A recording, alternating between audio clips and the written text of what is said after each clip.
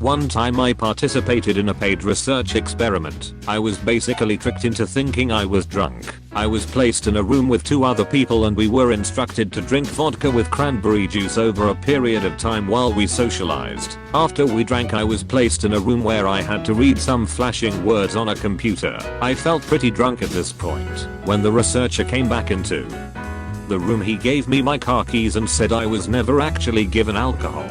He briefly told me that because I was anticipating drinking for this experiment, that my brain had tricked me into feeling the effects of being intoxicated. I immediately snapped out of it and was completely amazed at how I felt. Dunning-Kruger effect is one of my favorites. Basically, people with less expertise in a field will overestimate their abilities in the given field because they don't know enough to see the limits of their expertise. At the same time, experts tend to underestimate their abilities because they know too well what they don't know. The phenomenon has, among other factors, been linked to anti-vaxxers who overestimate their expertise, not seeing what they don't know, with dire consequences, or every online game ever. Welp, the salmon study. To test a behavioral procedure in an MRI machine, the experimenters got a dead salmon to use as a dummy, as it had to be something organic. They were in shock when they discovered that the fMRI was recording increased bold response, blood oxygen level dependent, in the dead salmon when running their experiment, suggesting this dead salmon's brain was somehow reacting to the experiment. This led to the findings that fMRI is not perfect and we should expect a certain level of false positives, highlighting the importance of retests and tighter statistical analysis. I think people are missing what is the obvious case here: zombie salmon. If you stare into a dimly lit, i.e. candle-lit, mirror for 10 plus minutes, you start to see hallucinations. What individuals see tends to vary, but they've used this as a test to simulate schizophrenia before, because some see monsters / deformities / general weird shit. I did a variation of it for a mate at uni and completely wimped out of it. After my face started not looking like my face anymore, I had a complete dissociation. I stopped looking and just waited out the time. The Rosenthal effect. The prejudice and expectations you have towards a student / contestant / etc. highly dictates his performance in the long run. Look it up. AKA Pygmalion effect. I was at an educational weekend for teachers and the lecturer asked, or rather challenged, whether we want to know stuff about our students when we first start teaching them, what their strengths and weaknesses are, what we have to be careful about etc. It broke my heart when a large number of teachers said yes. It made their job easier. I spoke up, saying it's better not to know anything except health and safety concerns because it's then easier to avoid prejudice, and some of them quite haughtily replied they are mature enough to avoid that, as if it's SDH that doesn't happen subconsciously. It's sad teachers aren't taught these things while in training. Not a psychologist, but the one where given a choice between sitting down doing nothing and shocking oneself, people tend to choose the shock. Ergo, we would choose pain over boredom. Curiosity over boredom maybe.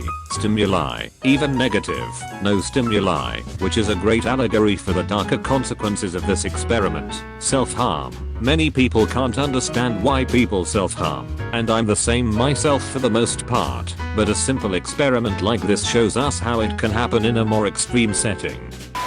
I don't know the name of it, but apparently 2 people become closer if they survive through something together. Not even actual surviving death scenarios, but anything that has you on your toes and heart racing, like a roller coaster. Had to look it up, because I remember hearing about this one. Misattribution of arousal, not necessarily sexual arousal, but any sort of height and or hairline emotional state. If you're with someone, your brain may link the two. We looked at a case study of a couple who weren't that great for each other. They had fairly destructive tendencies and a good bit of argumentation, non-compromise, and tearing each other down. But they were wildly crazy. Rom-com level head over heels for each other. Their early dating included roller coaster rides, the car breaking down at 10 PM while it was snowing and they had to walk home miserable, the store being robbed while they were there, and a death in each family. There was an experiment to measure the dopamine, i.e. happiness, hit your brain takes when eating something you're craving. The dopamine builds with the anticipation and peaks right as you take the first bite. Then, after the first moment it's in your mouth, the dopamine levels begin to decrease. This showed that many times we are desiring, Edited to show the distinction made by poster below, the attainment of the thing more than the thing itself. Edit, not to proselytize, but this corresponds somewhat to the Buddhist principle of unsatisfactory desire. It's very interesting. The elevator groupthink study, very amusing and sad at the same time. The experiment involved several actors entering an elevator with an oblivious participant. They then begin to perform a series of odd behaviors, such as they all stood facing the rear of the elevator.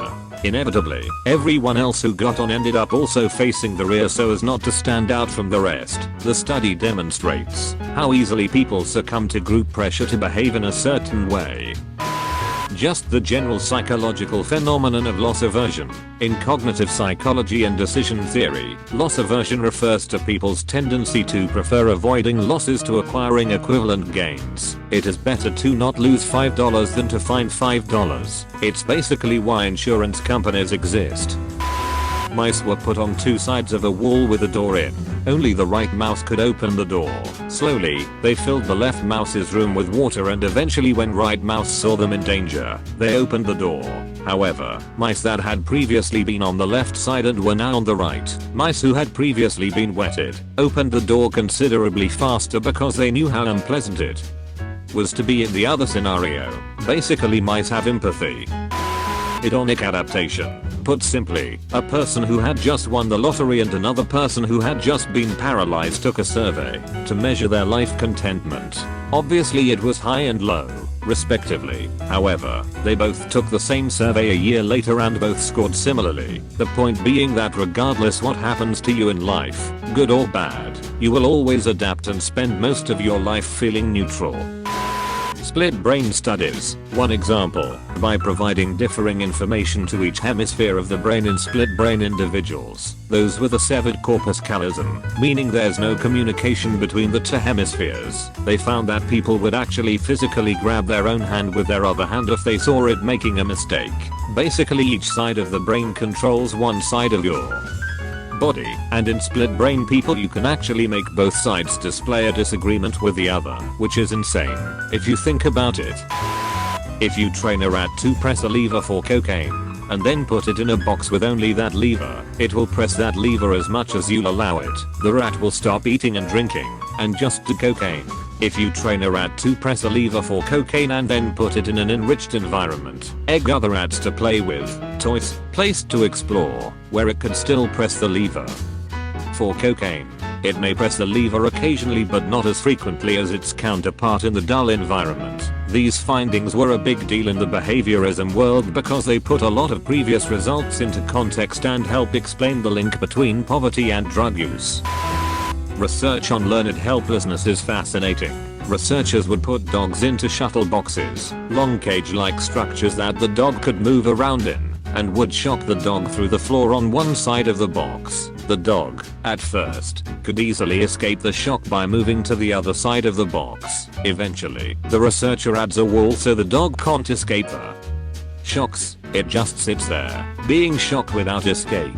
Through this the dog learns helplessness over repeated trials and extended periods of time. Even when the wall is taken down, the dog won't walk to the other side and avoid the shocks anymore. It has become so used to the pain that it doesn't even try to escape when escape would be easy. This research has been used to explain certain aspects of human behavior, especially related to repeated experiences of abuse, addiction, and poverty.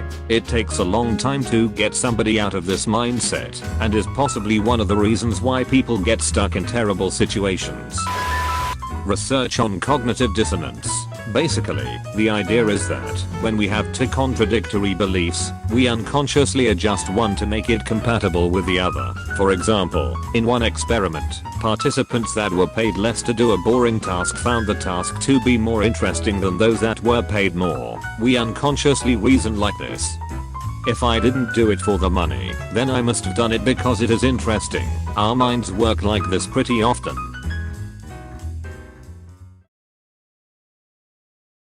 Cowbelly, let's go, baby.